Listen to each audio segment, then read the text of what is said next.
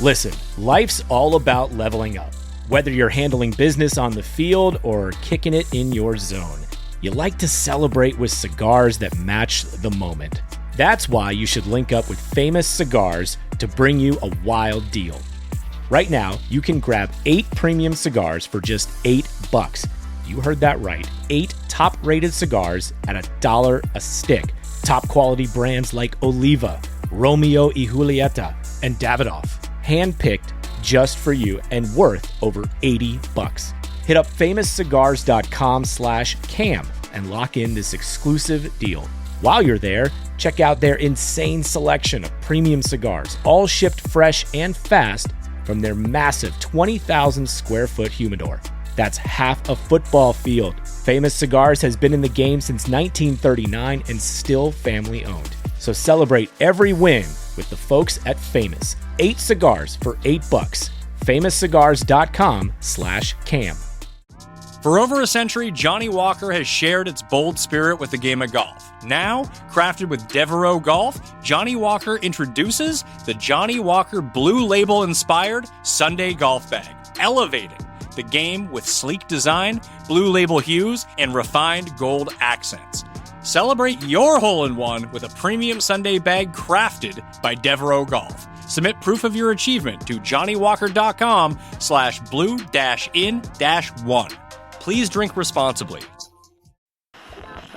The Timeline is a Blue Wire podcast.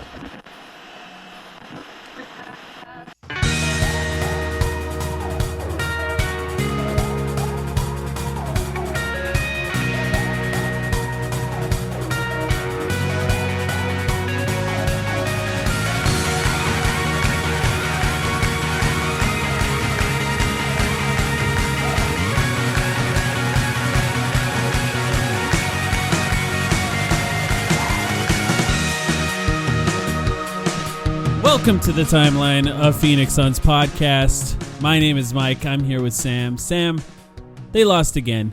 It's now 3-2. I mean, we were really hoping the Suns were going to win this one at home, but now we got to go back to LA. How you doing? Let's start. I felt good before this one, so I feel, I knew this was possible. I obviously knew this was possible. But man, I really wanted this one. I really wanted this one. I did not want to go back to LA. And the Clippers, my Clippers, some might say, an uproarious statement from them, a statement game that they demand to be taken seriously.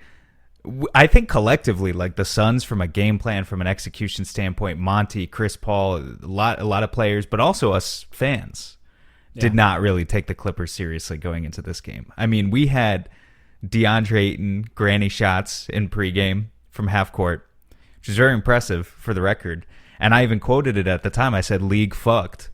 But it's like, that was kind of our mindset before the game. I was thinking at the time when ESPN, whichever reporter posted that, I was thinking, this is going to look pretty bad if they lose tonight.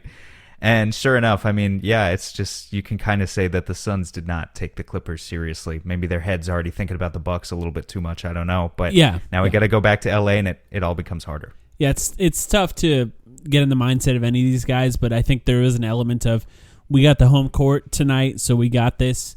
But, beyond that, Paul George had probably his best game of the playoffs so far. 15 for 20 field goal percentage. This is kind of what we were waiting for as far as him having a great game. He's played well in every game so far, but this is a superstar game. He had 41 points on 20 shots, essentially, because of his ability to pull it from three, but also get to the mid-range, get to the rim, get to the free throw line. Did it all in this game, including 6 assists, even though he had 6 turnovers. But that's the thing about superstars, right? They have the ball so much, I don't judge the turnover thing. The 41 points, 13 rebounds, 6 assists, 3 steals. That's what they needed in order to win. It's a little bit worrisome, I think, that all of the Suns' wins have been eked out, and the 2 Clippers wins so far have been by double digits plus. But I guess part doesn't of help that, the narratives. I'll tell you that. I don't give a shit if they win the series, but No, there are going to be narratives about that on the timeline. Yeah, absolutely not. If they win, they win. Who cares? But I just more thinking about the next game and how the Suns are going to play in the next game. I have some thoughts on this game. What was the first thing that stood out to you about how the Suns played and how the Clippers took advantage of it? Well, let's just continue on the topic of Paul George because, I mean, he runs their offense. We know that. And I thought tonight was he's had a really good series in general, but tonight was a clear demonstration of he's going to take whatever the Suns throw at him. And I said bend it to his will. That's the way I described it on Twitter tonight. Like, they want to switch on Paul George a lot of the time. And for the most part, I thought, when guys like Booker switch onto him, he's done a good job of just staying up front, playing solid one-on-one defense, not being victimized too much. Marcus Morris is another guy we got to talk about at some point, by the way, because he was a killer tonight. But when the Suns switched, Paul George made difficult shots, as we know he can. Towards the end of the game, the Suns started getting a little bit more desperate. They trapped, they blitzed, and I mean, Paul George, like, credit to him, he's not a terrific playmaker. He's not one of the first 15 players in the NBA I think of when I think of, like, good pick-and-roll playmaking. But in those situations, sucked in the defense, drew the double, got the Suns scrambling, found the open man. Maybe he didn't get credited for the initial assist, but he got hockey assists that way.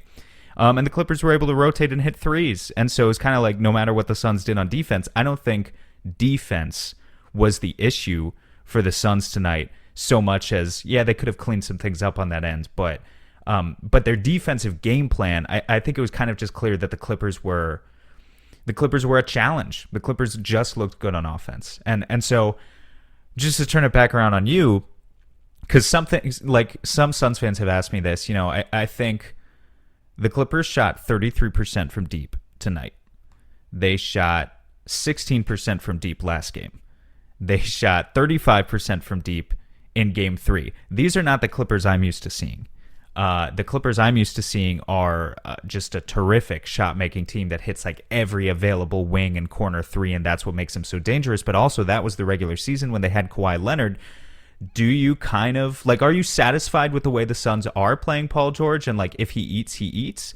Or do you think they should transform what they did towards the end of this game, which is just to blitz him and get the ball out of his hands, and do that for the entire game next time, and then you live with corner shooters if they go berserk? What do you think? Yeah, I think that Paul George is so up and down with how he plays sometimes that you kind of have to read the scenario and figure out what kind of game he's having and make the adjustment quickly, because there are moments in this game where they just stopped running screens and he was just ISOing one-on-one and hitting from mid-range over and over and over again. And at that point, you go, okay, this is a different Paul George. You got to really change what you're doing. And even, you brought him up. That's what happened with Marcus Morris to start the game. He hit 6 or 7 shots in a row, basically.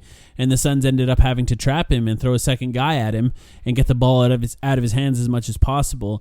This team will make you rotate if you do that. And the real moral of this game is, the real thing that changed it is Zubac's knee injury in a lot of ways, because Zubac had started the last few games and just did not start in this game, and they went extremely small in that starting lineup. Essentially, offensively, they essentially played Terrence Mann at center.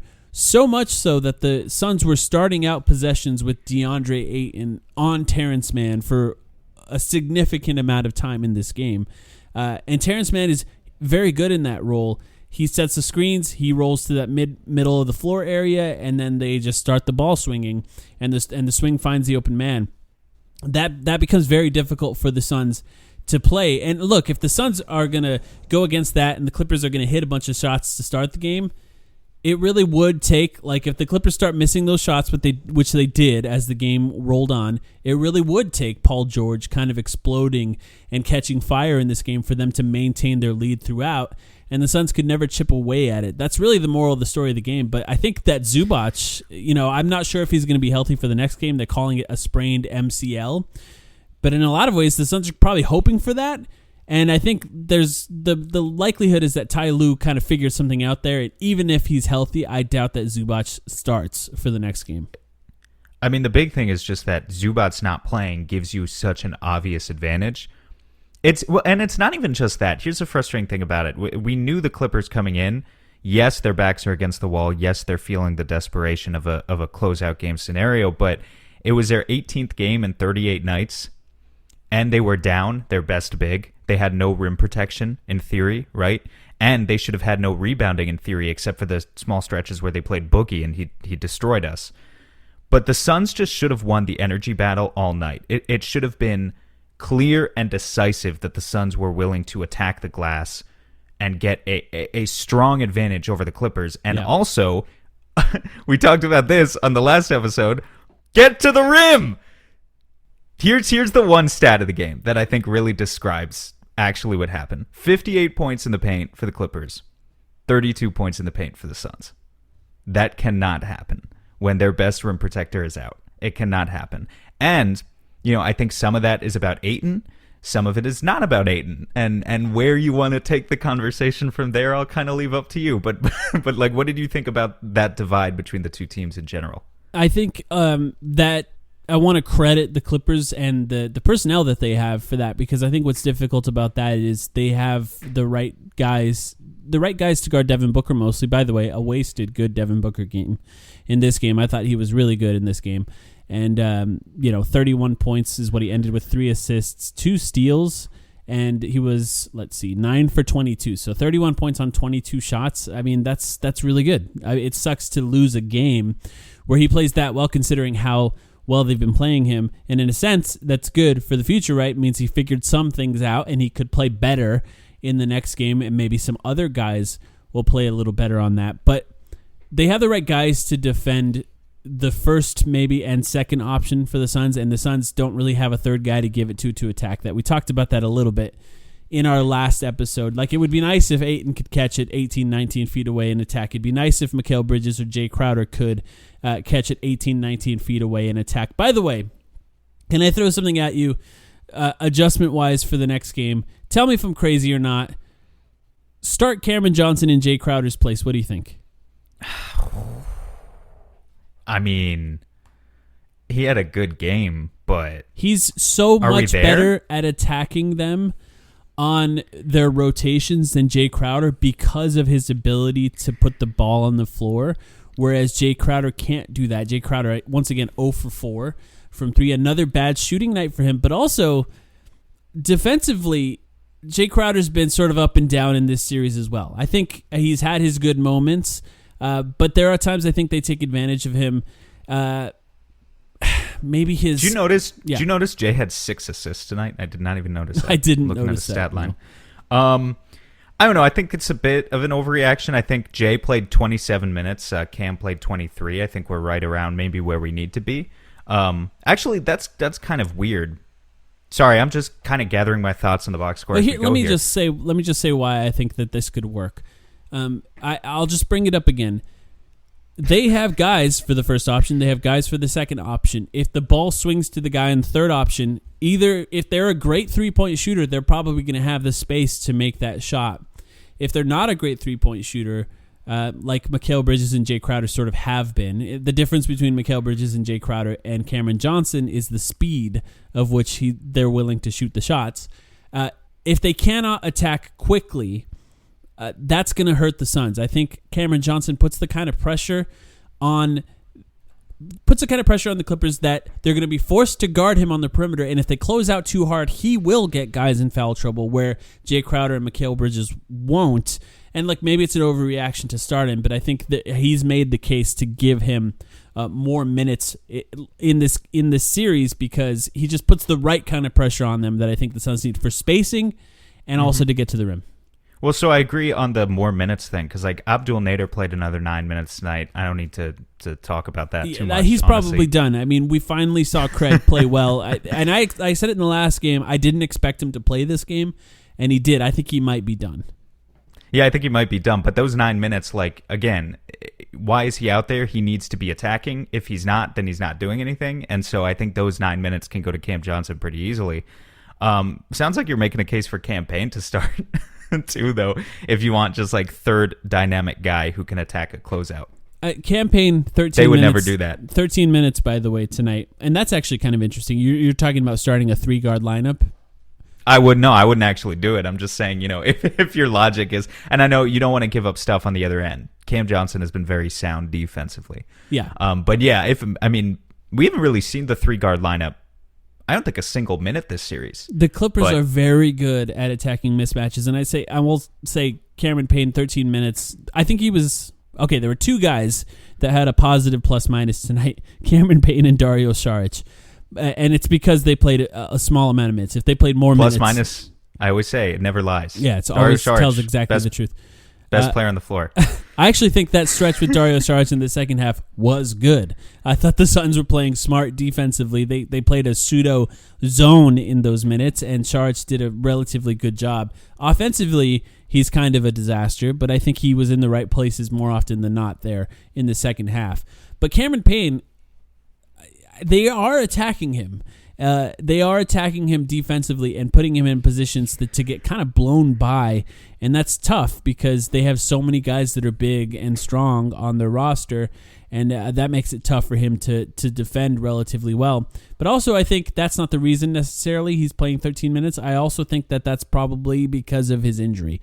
I have a feeling they're limiting his minutes here, and it would help the Suns a lot if he could play more, especially because Chris Paul, who I think had a better game tonight, but he needs to push the pace more. And when Cameron Payne came in the first quarter, there was a clear difference in the pace, and the Suns were finding easy shots when he was on the floor.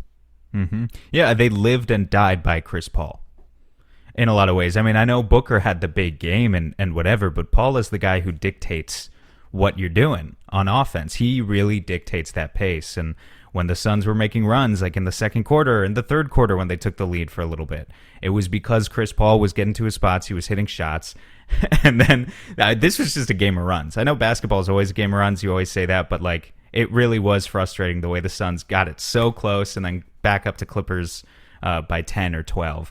And every time it felt like just every possession with the ball in Paul's hands was so monumental in importance, and when he screwed up, he had a couple of unsightly turnovers tonight too that he doesn't usually make. I'm not going to hold those against him like long term, but the half court offense for the Suns in general just has been bad. So any transition opportunities you can get are a good idea. I actually think that's why when Monty went to that lineup in I can't even remember, the third quarter, late third quarter, yeah, when he put Booker over a point guard and he surrounded him with Torrey Craig, Jay Crowder, Nader, and who was the fourth guy? Bridges? Maybe Saric actually. Or Saric. Yeah. That was the other guy. Yeah, so it was Booker, Nader, Crowder, Craig, and Saric. And our buddy David on Twitter, he was like, there's not a lot of shooting in that lineup. That's fair. That's a fair criticism. There's not a lot of shooting in that lineup, but I think the being an advocate for it sort of made sense to me, at least in theory, of like, hey, let's be physical. Let's put pressure on the ball. Let's get some stops, and then let's get out and run. I don't think the Suns actually capitalized on any of those opportunities, but in theory, the idea is sound. You need to run when Chris Paul isn't in the game, and at least they tried. The other part of that is I think Cam Payne was scored on 2 possessions in a row right before that. If I'm not mistaken. I may be misremembering it, but I'm pretty sure it was right before that. So I think that was part of the reason as well, is Monty was trying to find the right thing defensively, because I think that was the biggest issue for the Suns is defense in this game. I think they struggled a little bit. You think the biggest issue was defense in this game? Do you really? 116 points given up to the Clippers and 36 points in the first quarter. Yeah, I think they need to be more prepared defensively. I think games. What game was this? 5? Was this game 5? Yeah. I think games 3 and 4 just did weird things to our brains. 116 points from the Clippers that's like who the Clippers are. But that's not who the Suns are. Giving up 116 points like that. I am much more concerned about 102 points from the Suns. Yeah, it's both. I mean, it is both, but I think the offense kind of it just hasn't bothered me as much as I've thought. I think some of it is No, sorry. I'm sorry to cut you off. No, some of it is less Cameron Payne than I would like, right? If I thought they were playing this bad and Cameron Payne was getting 25 minutes, 26 minutes, it would feel a little different. I just think with the personnel that's on the floor, and I don't know why they are on the floor. Like, right? Maybe Cameron Payne not playing as much in the second half was a decision, and it wasn't based on his ankle. That I would like to see more if he feels healthy, more Cameron Payne. I think that would help a lot. And just those types of decisions, I think, bothered me a little bit less. Particularly the first half, I thought the Suns were actually getting some good shots, and they just were not dropping. And on the other end, the Clippers were hitting everything, and part of that was because of the way that the Suns were defending them.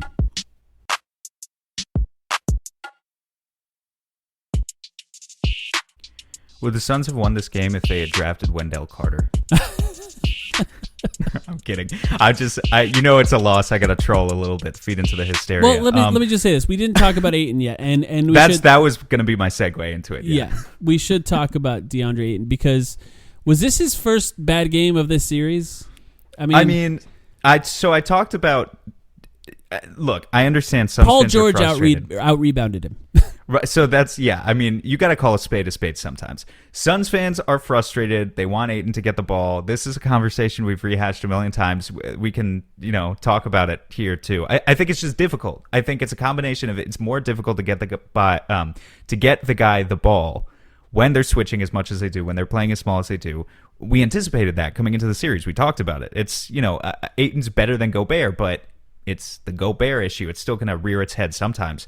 But on top of that, the Suns don't trust him in those positions. We kind of know that. Like, regardless of, maybe you disagree with that. Maybe it's a decision coming from Monty. Maybe it's a decision coming more from Chris Paul and Devin Booker. But they kind of don't trust him with the ball in those situations, and it is what it is. Now, the energy is something that Ayton can control. That is something that is entirely in his realm, and it is up to him to dictate that. And so, yes, I was very disappointed just with Ayton's lack of activity, because that was the one area where you came into this game, no Zubats, and I was thinking, great, the Suns need to win the physicality battle, and they will, because DeAndre Ayton has been so good at this series, and he really has. Yeah. Tonight he had 11 rebounds, 3 of them offensive, but I just don't think that tells a story. He was getting lost out there sometimes, for sure. He's getting lost, I think, on the boards, and I think defensively, and just like general effort in transition, I think wasn't there like it was in previous games. And look, he's not the only guy that we need more out of. I think Jay Crowder, Mikal Bridges, basically everybody on the starters but Devin Booker.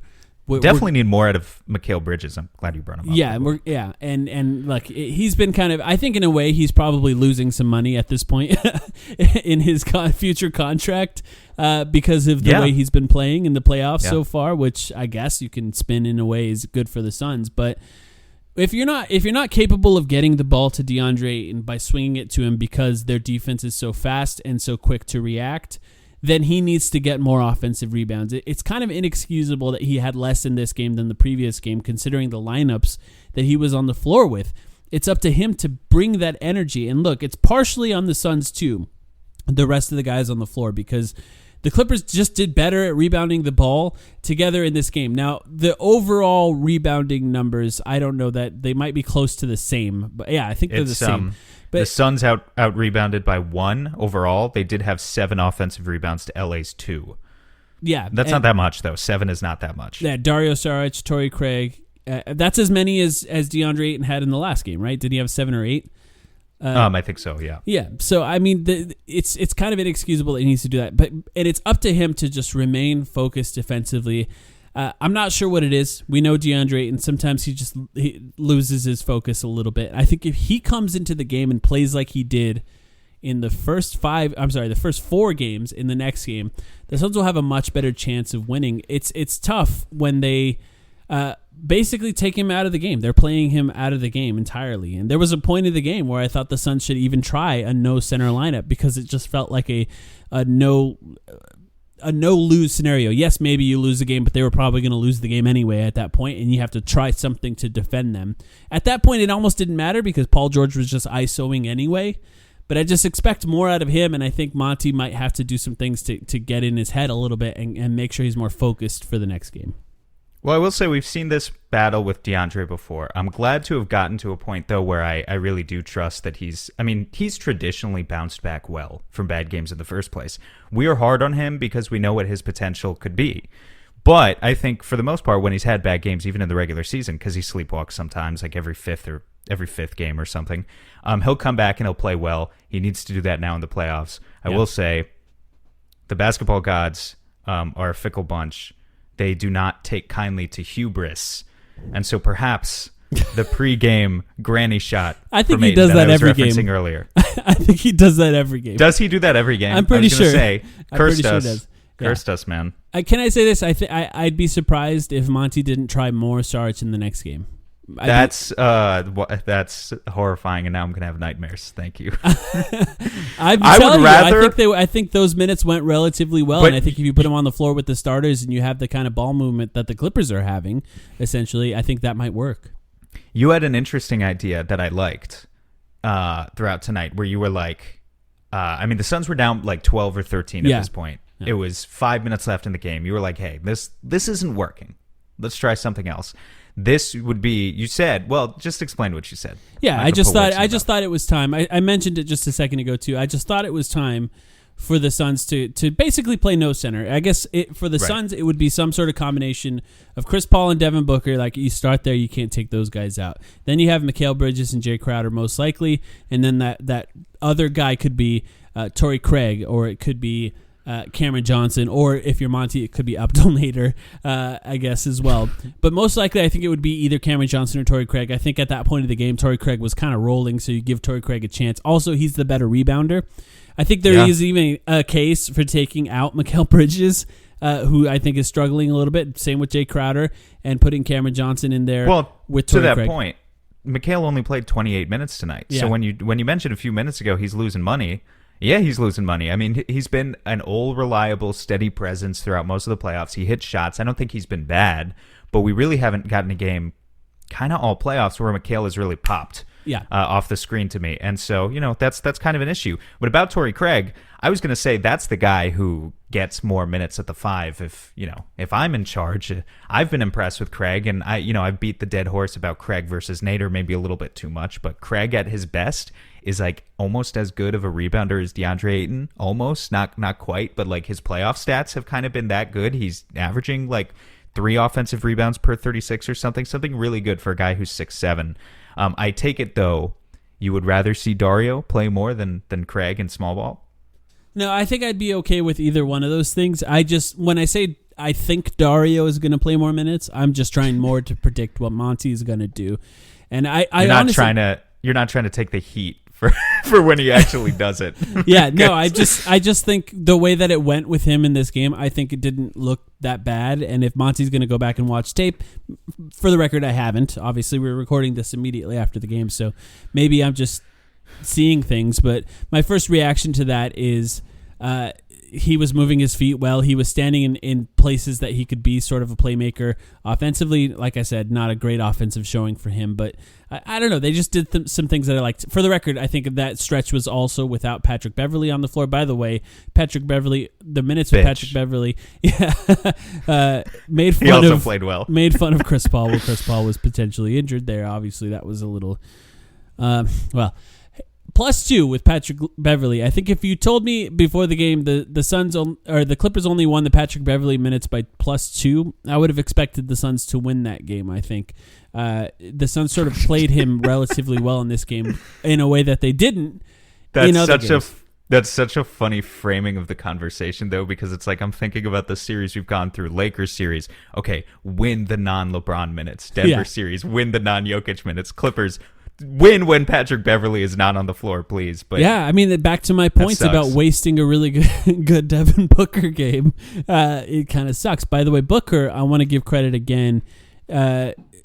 He plays defense. He gives a lot of effort defensively, but the way that they targeted him to start this game with Marcus Morris in the post, I think the Suns are probably going to be a lot faster to bring a second guy on those, try to get the ball out of his hands and give the rest of the guys a chance to rotate. And I think if you make the case for Mikal Bridges playing more minutes, he's got the length to get into the passing lanes.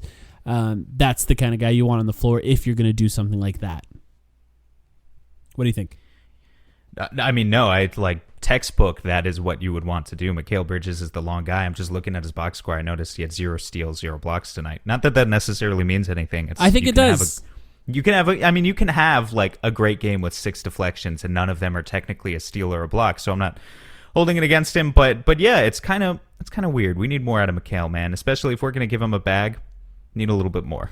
I think you have to find ways to turn them over. You have to get the ball when they're moving it around a lot. If they're going to pass as much as they did, and I think there were times where the Suns did well, they need to get in those passing lanes a little bit. Maybe even gamble a little bit more. Especially if you're, you got to be careful with it, but especially if you're Mikal and you're thinking about your own offense and you're sitting there in the corner in the half-court possessions for like the 13th straight possession thinking, shit, I'm not doing anything. I'm not getting the chance to attack at all anyway. Might as well create my own offense by getting a steal and like gunning it down the floor. At least that way I can get an easy layup. But yeah, it's been tough. It's been tough on all the wings too. We know Cam Johnson played well tonight, but it hasn't always been easy for him in this series either. Jay Crowder, you talked about the limitations of him early on in this episode. So yeah. I think Cameron Johnson at this point is shooting over 50% from three in this series, and a lot of those are running the baseline, turning around, catching it, and immediately launching it. And that's just such a valuable thing against this team to be able to move into a three-point shot, because right now we're not getting that at all from Mikal Bridges and Jay Crowder, and this is so tough to not get that at all from either one of those guys, because that just takes away. It's like playing with one hand tied behind your back. It really is. Mm-hmm. You need to have guys that can go move into the spot, because they are bringing a second guy at Devin Booker. They are bringing a second guy at Chris Paul at times. And to have nobody else that can move into the spot and make that three, it's just been tough. Before we start to wrap up and sign off here, I think we need to address like the big point that Suns fans may be looking for in adjustments next game is you can tell from the tone of the conversation online. Here's what Suns fans are frustrated about. They see the Clippers switching, and they see a lot of pick and roll, a lot of high screen pick and roll, and they see a lot of ISO. And their question to us, get asked it all the time, is what's the adjustment next game? Do you believe that the Suns' offense is the Suns' offense at this point in Game 6, and it kind of just comes down to shot making? I mean, we've talked a million times about like what you can do against switches. Ghost screens, you can slip screens, and they're ready for all of it.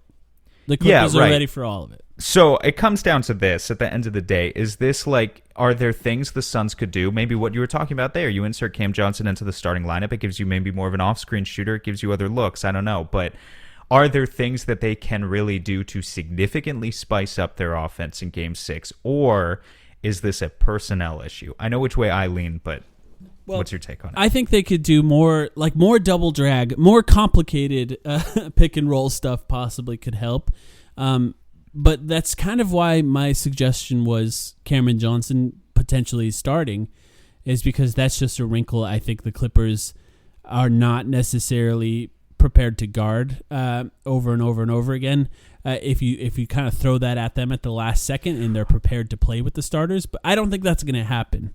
I will say I was surprised the extent to which Cam's threes, really all series long, the ones I can remember at least, but especially tonight, were just wide open. I mean, he's a good shooter, and they really did not respect him. So if you can leverage the gravity of Booker specifically getting to the rim a little bit, find him on some of those cross-court passes, yeah, maybe it gives you something different than Jay. But I don't know. It's pretty drastic, to be honest, Mike. I don't actually think it's going to happen. No, I don't think it is either. But I mean, maybe 30 minutes from him could happen. I just think if you're getting 1 for 6 from three from Jay Crowder and Mikal Bridges, first of all, that's only 6 attempts. That's not very good. And I think volume is. Sorry, keep going. I mean, I think part of that is that they're not hitting, and guys like Chris Paul and Devin Booker maybe are starting to trust them a little bit less as this series rolls along, because they're just not hitting against this defense. But go ahead on your point about volume. No, sorry, volume is just super important. People think too much about efficiency when they judge three-point shooters as a general rule, and they don't think enough about volume. I take a guy who shoots 35% on 10 three-point attempts any day over a guy who shoots 40% on 3 or 4. It's just, you got to keep the defense honest. Shoot or shoot.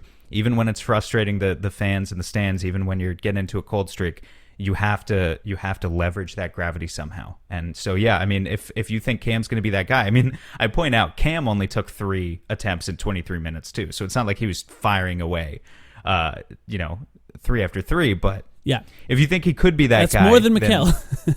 and look, again, we're kind of just retracing our steps here, but like this is why Torrey didn't play for at least a couple games, right? It's not that Nader gives you that either, really, but they weren't guarding Torrey on threes, and he wasn't making them pay for it. So yeah, I get why Monty tried something different there too. The Suns just don't have one of those shooters who's like, a classical JJ Redick type who runs around. Seth Curry, a Seth Curry, a Duncan Robinson, like someone who just makes your have life one. hell.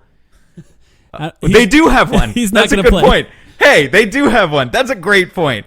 Another day to be great. Get my man Langston in the game. My big Langston adjustment. will be guarding Paul George on every possession he's on the floor. I know. And so there's a reason Langston can't do it. But that's actually a great point. They really do have one guy in the roster who you could just put out there and he'll just chuck up 10 or 15 of them and make half of them.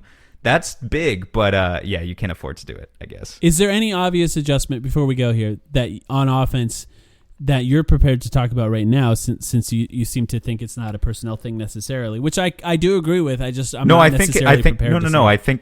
I think it is a personnel thing. Yeah.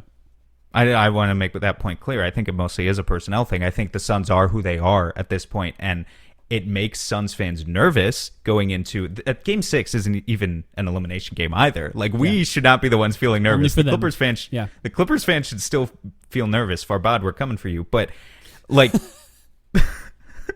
deep cut. But what the hell was I going to say? What are we talking about? You think it's a personnel thing? I think ultimately. Oh, it's a personnel thing. Yes, it is a personnel thing. At the end of the day, here's what I was going to say. Sorry, I got lost in a train of thought.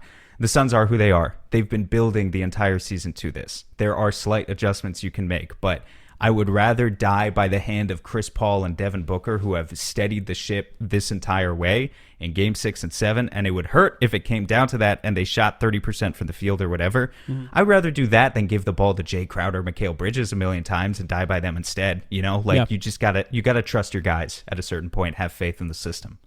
The Clippers were always the toughest matchup for the Suns offensively, and so much of the way they play defense really boils down to how many shots can Chris Paul and Devin Booker hit. So they'll have an opportunity to be heroes in the next game. There will be a role player that could pop, and that could help a lot, especially if it's a guy like Cameron Payne or Cameron Johnson, guys who can create off the dribble. I think at a certain point, Sam, I can tell you adjustments after they've happened. I can explain why. But I mean, this is the Western Conference Finals going into a Game 6. I'm not going to be able to predict the proper adjustments that Monty Williams or Ty Lue are going to make. Those guys are basketball geniuses. We're podcasters. We'll do our best.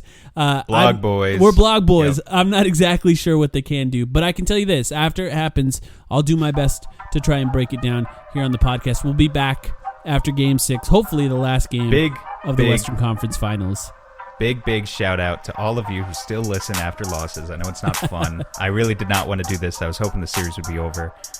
Let's go back to LA, winning Game 6, and then hopefully get a decent sized break still before the finals.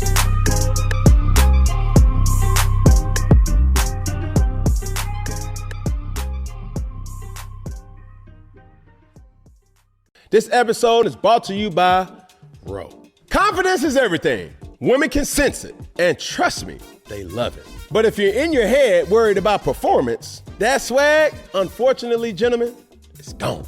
Ro Sparks keeps you ready. When the moment hits, you can step up like a superhero and handle your business. No doubt, just confidence. Fellas, Ro Sparks gets you ready fast, dissolving under your tongue and working in 15 minutes on average. No waiting, no missing the moment, plus it stays active up to 36 hours. So when the mood hits, you can go back to back to back, round after round after round. Ro connects guys with medical provider 100% online, so there's no awkward conversation with in-person providers. Go to ro.com/sparks to see if you qualify. If prescribed, new sexual health patients gets $15 off Sparks on reoccurring plan. Connect with the provider at ro.co/fourth to find out if prescriptions Ro Sparks are right for you. That's ro.co/fourth for $15 off your first order. If approved, treatment ships directly to their door. Compounded drugs are permitted to be prescribed under federal law, but are not FDA approved and do not undergo FDA safety, effectiveness, and or manufacturing review. For full safety information, go to ro.co/safety info.